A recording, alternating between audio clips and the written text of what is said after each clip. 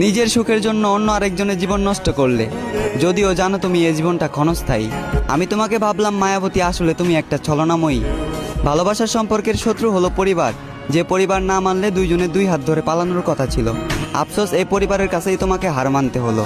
তবে তুমি পরিবারের জন্য সাধারণ একটা মানুষকে হারাওনি, বরং তুমি এক টুকরো হৃদয়কে হারিয়েছ, যে হৃদয়ে শুধু তোমার নামটাই লেখা ছিল, যার ভালোবাসাটা ছিল তোমার প্রতি সমুদ্রের মতোই বিশাল। আফসোস, এই ভালোবাসাটাকেও তুমি মনে রাখবে না। সময়ের ব্যবধানে এই ভালোবাসাটাকেও তুমি একদিন ভুলে যাবে, সেটা আজ না হয় কাল। তবে তোমাকে শেষবারের মতো অনুরোধ করব, কোনো এক স্টেশনের ভিড়ে চার রাস্তার মোড়ে অপরিচিত হয়ে শেষবারের মতো দেখা দিও আমায়। কথা দিচ্ছি, কাছে আসবো না, পরিচয় দেব না, দূর থেকে দুই নয়ন ভরে দেখে নেব তোমায়।